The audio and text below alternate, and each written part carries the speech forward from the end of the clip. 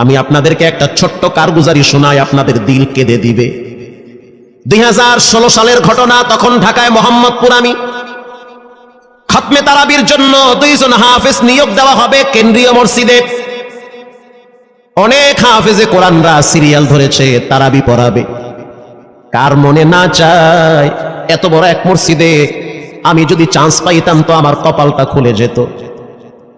শুক্রবার দিন সবাই দরখাস্ত রাখলো, ইন্টারভিউ শুরু হয়ে গেল। পরের জুমায় অসংখ্য ছাত্রদেরকে দেখছি খতমে তারাবির জন্য ইন্টারভিউ সিরিয়াল দিয়েছে। ইন্টারভিউ বোর্ডের ভিতরে আমি ছিলাম। কয়েকজন হাফেজকে আমরা সিলেকশন করছি যে এদেরকে নেওয়া হবে। এদের তেলাওয়াত সুন্দর, পড়াও বড় মজার। আমরা কাগজগুলো এক জায়গায় জমা করছি। পরের জুমায় আমরা ঘোষণা দিয়ে দিব কোন মায়ের সন্তান চান্স পাবে। পরের জুমায় যখন জুমার নামাজের পর 3টার দিকে যখন আমরা বসে বসে ফলাফলগুলা দেখতেছি যে কাকে কত নাম্বার দেওয়া হয়েছে, দরওয়াজা লাগায় দিছি, জানলা লাগায় দিছি, এসি ছেড়ে দেওয়া হয়েছে, সব লাগানো, বাহির থেকে কিছুই দেখা যায় না। ইন দি মিন টাইমে মসজিদের বারান্দার দরওয়াজায় কে যেন নক করতেছে। খাদেম সাহেব আস্তে করে জানলা খুইলা উকি মাইরা দেখতেছে যে 2টা ছোট বাচ্চা বাহিরে দাঁড়িয়ে আছে, একেবারে অল্প বয়স। খাদেম প্রশ্ন করলো, তোমরা কারা, কেন আসছো?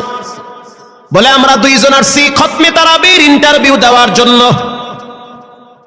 খাদেম সাহেব একবার পায়ের দিকে তাকায়, আবার জামার দিকে তাকায়, কারণ কথার সাথে বাহ্যিক সুরত মিলে না। অন্য অন্য ছাত্রদেরকে দেখছি কত উন্নত পোশাক পরে, গেটআপ কত সুন্দর করে ইন্টারভিউ দেওয়ার জন্য আসছে। আর এই 2 জনের দিকে তাকায় দেখলাম মনে হয় রাস্তায় ভিক্ষা করতে করতে আইছে, মানায় না, একেবারে গরিব। খাদেম বলল, ইন্টারভিউর ম্যাচ শেষ, চলে যাও বাড়িতে, নেওয়া হবে না। যাদের ব্যাপারে পরীক্ষা নেওয়া হয়েছে তাদের ব্যাপারে ঘোষণা দেওয়া হবে। বাচ্চা 2টা নাসরবান্দা বলতে আছে, আমাদের তো টাকা নাই যে আমরা ভাড়া দিয়ে এখানে আসব। বাবায় বড় কষ্ট করে 2-4টা টাকা জমা কইরা পকেটে দিয়া পাঠায় দিছে, এজন্য আসতে দেরি হয়েছে। খাদেমের বড় মায়া লাগছে, কারণ খাদেমও গরিবের সন্তান। ভিতরে গিয়া মুয়াজ্জিম সাহেবের বলতে আছে, ও ভাই, বাহিরে 2টা বাচ্চা দাঁড়ায় আছে, ওরা নাকি হাফেজে কোরআন, কিন্তু দেখলে তো মানায় না। মুয়াজ্জিম সাহেব ধমক দিয়া বলতে আছে, কোনো সুযোগ নাই, তাড়ায় দাও। খাদেম গিয়া ইমামের কানে কানে বলতে আছে, হুজুর, বাহিরে 2টা বাচ্চা দাঁড়িয়ে আছে, চেহারার ভিতরে এত মায়া, কিন্তু বাহ্যিক সুরত মিলে না, ওরা নাকি কোরআনের হাফেজ। পাশেই তো রহমানিয়ার মুহাদ্দিস সাহেব বসা আছে, তিনি বলতে আছে, কি ব্যাপার, ফিসফিস করে আপনি কি বলতেছেন? বলে, হুজুর, বাহিরে 2টা বাচ্চা দাঁড়িয়ে আছে, তারা খতমে তারাবির ইন্টারভিউ দিতে চায়। মুহাদ্দিস সাহেব বলল, কোনো কথা নাই, আল্লাহর ঘরের দরওয়াজা খুলে দাও, এখানে কোনো পার্সিয়ালিটি চলবে না। আল্লাহর ঘরের দরওয়াজা সবার জন্য খুলে দেওয়া হবে, আসতে দাও, ভিতরে বসতে দাও। যদিও ওদেরকে দেখতে মানায় না, বংশগত তেমন মর্যাদা নাই, ভিতরে আল্লাহর কোরআন থাকার কারণে আমাদের উপরে ওয়াজিব হয়ে গেছে তাদেরকে সম্মান করা। কোন দিক থেকে মানায় না, কিন্তু ভিতরে আল্লাহর কোরআন আছে, এজন্য তাদের মর্যাদা অনেক বেশি। এবার বাচ্চা 2টা বাহিরে উজুখানায় গিয়া সুন্দর করে উজু বানাইল। উজু বানাইয়া ভিতরে ঢুইকা আমি তাকায়া দেখতেছি লঙ্গির এক মাথা নিচে আর এক মাথা উপরে, এতটাই ভয়াবহ অবস্থা। কিন্তু আজীব দৃশ্য, 2 জনের চেহারা একই রকম লাগে। 2 জনের চেহারা একই রকম লাগে, কে বড় কে ছোট বোঝা বড় কঠিন হয়ে গেছে। মুসলমান ভাইয়েরা আমার, ইমাম সাহেব প্রশ্ন করলো, তোমরা 2 জনের বাড়ি কোথায়? বলে, আমরা নারায়ণগঞ্জে ভাড়া থাকি। বাড়ি কোথায়? বলে, আমাদের বাড়ি কুড়িগ্রামে। কুড়িগ্রাম থেকে ঢাকায় কেমনে আসছো? বলে, বাবায় ঢাকায় নিয়ে আসছে। কয় মাসে কোরআন শরীফ খতম করেছো? বলে, আমরা 2 জনে 11 মাসে 30 পারা কোরআন খতম করেছি। ইমাম সাহেব একবার চেহারার দিকে তাকায়, আর একবার পায়ের দিকে তাকায়। স্থানীয় গণ্যমান্য অনেক ব্যক্তিরা তাকায় আছে এদের দিকে। ইমাম সাহেব বলতে আছে, বাবা, তারাবির ইন্টারভিউ শেষ হয়ে গেছে, বাড়ি চলে যাও।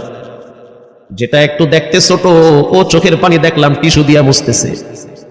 কেন কাঁদতেছো? বলে, আমরা গরিব, তার জন্য মনে হয় আমাদেরকে তাড়ায়া দিতেছেন। আমরা জানতাম না ইন্টারভিউ তাড়াতাড়ি শেষ হয়ে যাবে, আসতে দেরি হয়েছে, কারণ আমাদের তো ভাড়া টাকা ছিল না, বাবায় কষ্ট করে কিছু টাকা দিয়েছে, সেটা দিয়ে এখানে আসছি। এবার মুহাদ্দিস সাহেব বলতে আছে, তাহলে একটা কাজ করো, তুমি কিছু তেলাওয়াত করে শোনাও। দুইজনেই উত্তর দিল যে আমরা তেলাওয়াত করলে তো আর নিবেন না, আপনারা প্রশ্ন করেন, আমরা দুইজনে উত্তর দিব। আমি তো আশ্চর্য হয়ে গেলাম, জীবনে কত হাফেজ দেখছি, এরকম হাফেজ দেখি নাই। প্রশ্ন করবেন, আমি উত্তর দিব। বুঝতে পারলাম ভিতরের খবর কেউ না জানলেও একজন জানেন, তিনি হলেন কে? মুহাদ্দিস সাহেব বলতে আছে, বাবা প্রশ্ন করব ঠিক আছে, তোমাদের মন মতো একটু তেলাওয়াত করে শোনাও। তেলাওয়াত যদি মানসম্মত হয় তাহলে ইন্টারভিউ নিব, যদি না হয় তাহলে ছাঁটাই করে দিব। এবার ছোট যেটা সেটা তেলাওয়াত শুরু করলো সূরা তাহা থেকে। তাহা মা আনজালনা আলাইকাল কুরআনা লিতাশকা। এত সুন্দর পড়া মনে হইতে আছে, আসমান থেকে কোরআন নাজিল হইতেছে। এত সুন্দর পড়া, কত রঙের ঢঙের পড়া শুনলাম, এই পড়া কোনোদিন শুনি নাই। আমি তাকায় দেখলাম স্থানীয় টিউনো সাহেবের চোখের পানি বায়া বায়া পড়তেছি, ইশারা দিতে আছে আরো তেলাওয়াত করতে বলেন। এই পড়া তো শুনলে আমার দিলের ময়লাগুলা কাটে। আল্লাহর ঘরে যখন গেছি বাইতুল্লাহ ফজরের টাইমে ইমাম সাহেব তেলাওয়াত করলে যেমন মনে হয়, মনে হইতে আছে ওই কোরআনের আওয়াজটা এখন এই মসজিদে বাজতেছে। ছোট বাচ্চাটা তেলাওয়াত করলো, বড় সন্তানটাও তেলাওয়াত করলো। এবার যারা হাফেজ সাহেব ছিল তারা প্রশ্ন শুরু করলো, যেখান থেকে প্রশ্ন করে পৃষ্ঠা ঠেকায়া দেয়, একটা জায়গায়ও আটকাইতে পারে না। এমনকি বাচ্চা দুইটা এটাও বলেছে, যদি আপনাদের যদি ধৈর্য থাকে তো আমরা দুইজনে পুরা 30 পারা এখানে এক দাঁড়ানে পড়ায়া দিব, আশা করি একটাও বাঁচবে না। এত সুন্দর পড়াশোনার পরে মোতাল্লি সাহেব বলল, সব বাদ, আমার কাছে এই দুইজনই পছন্দ হয়েছে। এই দুইজন রে মোতাল্লি সাহেব দাঁড়াইতে পারে না, হুইল চেহারে বসে থাকে, কাছে ডাইকা বুকের সাথে জড়ায়া ধরছে আর বলতে আছে, আল্লাহ এমন একটা সন্তান যদি আমার থাকতো জীবনটা ধন্য হয়ে যেত, আমার মৃত্যুর পরে একটু হইল তারা কোরআন তেলাওয়াত করতে পারত। নিয়োগ হয়ে গেল, তারাবি শুরু হয়ে গেছে। মোহাম্মদপুর থানায় গিয়ে খবর নিয়ে দেখে অনেক পুলিশরা এই বাচ্চার পিছনে দাঁড়ায় দাঁড়ায় নামাজ পড়ে চোখের পানি ছেড়ে কেঁদেছে। শুধু তাই নয়, অনেক হিন্দু মহিলারা পর্যন্ত রাস্তায় হাঁটার সময় তেলাওয়াতের আওয়াজে দাঁড়ায় দাঁড়ায় কোরআন শ্রবণ করেছে। শুধু তাই নয়, অনেক বড় বড় ডাকাত, মাস্তান, সন্ত্রাস, কিশোর গ্যাংরা পর্যন্ত দাঁড়ায় দাঁড়ায় কোরআনের আওয়াজ শুনেছে। 17ই রমজান দেশে বদর দিবস, হাজার হাজার মুসল্লি দাঁড়িয়ে আছি। ইমাম সাহেব জানে না যে এরা দুইজনে আপন মায়ের পেটের ভাই হয়, এটা ইমামের জানা নাই। দুইজনে তারাবি চলতে আছে, চমৎকার পড়া, পিছনে শত শত মাওলানা মুফতি দাঁড়ায় থাকে। মনে হইতেছে তেলাওয়াতের আওয়াজে আর এক জগতে হারিয়ে যায়, এত সুন্দর পড়া। তারাবি শেষ হয়ে গেল, মুসাফা শুরু হয়ে গেল।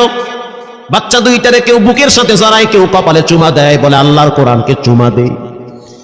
হাজার হাজার মানুষ যখন আস্তে আস্তে নামাজ শেষ করে চলে গেল, একেবারে মসজিদের পিছনে বারান্দার পরে আরো একটা বারান্দা থাকে, ওই বারান্দায় এক লোক বসে বসে গামছা দিয়া চোখের পানি মুছতেছে। কিছুক্ষণ পরে লোকটা দেওয়ালের সাথে কপালটা ঠেকায় দিয়া একেবারে অস্থির হয়ে গেল, মনে হচ্ছে তার ভিতরে কাঁপুনি শুরু হয়ে গেছে। কিছু মুসল্লি গিয়া প্রশ্ন করলো, কি হয়েছে আপনার? বলে আমার কিছুই হয় নাই। টাকা লাগবে? বলে না, টাকা লাগবে না। তাহলে আপনি কেন এখানে কাঁদতেছেন? বলে আমি এমনি কাঁদতেছি, এটা কষ্টের কান্না না, এটা খুশির কান্না। এটা কষ্টের কান্না না, এটা খুশির কান্না, আনন্দর কান্না। আল বুকা মিনাল ফারাহ।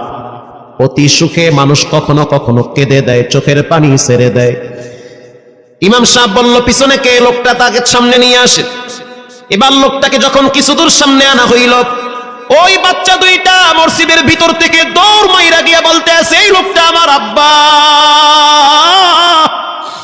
ইনি আমার আব্বা হয়। ধমক দিবেন না, রাগ করবেন না, আমার আব্বা ঢাকা শহরে রিক্সা চালায়। রিক্সা চালায় চালায় আমাদের দুইটা ভাইরে কোরআনের হাফেজ বানাইছে। ইমাম সাহেব ধমক দিয়া বলতে আছে, আপনি কেন দেরি করলেন? আগে কেন আসলেন না? রিক্সাওয়ালা বলতে আছে, আমি যদি আগে আসতাম আর যদি পরিচয় দিতাম আমি রিক্সাওয়ালা, হয়তো আমার বাচ্চা দুইটারে মানুষ খোটা দিবে যে রিক্সাওয়ালার পোলা। এজন্য আমি আসি নাই। দূর থেকে নামাজে কোরআন তেলাওয়াত শুইলা আবার আস্তে করে দূরে চলে যাই। মাঝে মাঝে বাচ্চা দুইটার সাথে দূর থেকে আইসা দেখা করি। এটাই হলো কোরআনের বরকত। পরে শুনতে পারলাম এই বাচ্চা দুইটার মাও নাকি গাড়ি অ্যাক্সিডেন্টে মারা গেছে, লাশ পড়ে আছে সেই কুড়িগ্রামে। একটা ছেলের নাম জুবায়ের, আর একটার নাম হলো তালহা। রিক্সাওয়ালা বলতে আছে, আমার আফসোস নাই, কষ্ট হলো এক জায়গায়, সেটা হলো ঈদের সময় বাচ্চাগুলা তো বাড়িতে যাবে, বাড়িতে যাওয়ার পরে দেখবে ওদের মায়ের লাশ কবরে পড়ে আছে, ডানে বামে মাটি, সামনে পিছনে মাটি, মাটির ঘর, অন্ধকার কবরে মা ঘুমায়। ঈদের দিন এমন কোন দরদি নাই যে আমার বাচ্চাগুলারে সান্ত্বনা দিবে। গত ঈদেও দেখছি বাচ্চা দুইটা মায়ের কবরের পাশে দাঁড়ায় দাঁড়ায় লম্বা টাইম কেঁদেছিল। আমাদের ঘরে কোনো ঈদ নাই, রিকশাওয়ালাকে সান্ত্বনা দেওয়া হইল, নসিব আপনার ভালো, কপাল খুলে গেছে। দুইটা সন্তান হীরার টুকরা এমন ভাবে তৈরি করেছেন মনে হইতেছে জিন্দা কোরআন হাঁটতেছে। এজন্য সন্তানগুলাকে দিনদার বানান, ঠকবেন না।